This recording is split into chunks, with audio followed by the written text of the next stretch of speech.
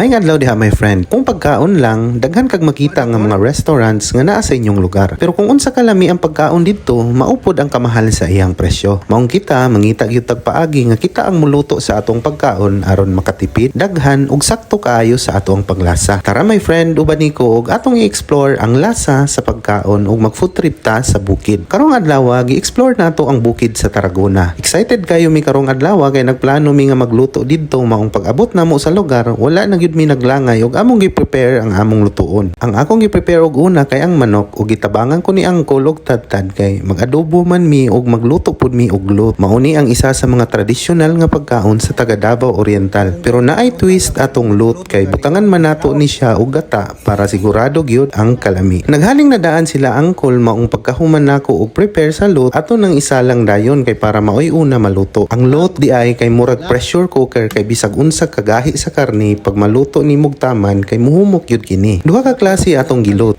Ang duha ka kawayan kay manok ang sulod ug ang isa kay lamang loob sa baka. While naga-prepare ko sa luto sa kawayan, nag-prepare na pud sila og pamahaw. Maong nangaon sa ami kay ang main event unya sa pagkaon kay paniud tuman. Ang among pamahaw kay bulad bulinaw ug hotdog. Ug syempre pag naa ka sa bukid, parisan yun nimo na og kape. Pagkahuman na mo og kaon kay padayon mi og luto. Nagluto si nanay og adobo nga gihaluan niya og atay. The best gyud kaayo ni nga pagkaluto kay pinaugaman. After niya magluto og adobo, prepare dayon niya ang pasayan og iya pud kining gigisa. Ang kanindot sa bukid kay while nagahulat mo nga maluto ang pagkaon kay naa gyud mo'y chance nga magistorya. Priceless kini nga experience. While kami nagistorya, ang among kauban kay naa sa balay, ang uban kay naa sa duyan ug gina-feel nila ang katugnaw sa bukid. Ug oras na gyud para maniud to. Maong nagprepare na ko sa lamisa kay naluto naman ang atong ginataang manok ug lamang loob sa baka sa kawayan. Power kay sa bukid kay bisag kawayan lang ang imong hukaran, nice ug limpyo gihapon ang presentation. 5 ka klase ang among giluto nga sudan. Nay adobo nga manok, ginataang manok sa kawayan, ginataang lamang loob sa baka sa kawayan, ginisang pasayan ug kinilaw. Ug oras na para mangaon. Mauni nga part ang pinakanindot kung asa ang inyong giluto inyong pagsaluhan kauban ang imong pamilya. Ug wala gyud ko nagmahay sa akong pag-adto diri. Diin sa warm kaayo ang pag-welcome nila sa mua pag mga tumidiring dapita. Ug deserve lang gyud nila ang lami nga pagkaon kay nice man pud sa feeling ang accommodation. Nindot kaayo ang paminaw sa panaghiusa. Pagmahal sa pamilya, maayong mga pulong ug mga pagkaon sa lamesa. Maong magpasalamat ta sa Ginoo kay gitagaan ta niya og grasya nga mag-explore diring dapita kung asa mas mapalig-on pa nato ang unity nato sa usak-usa.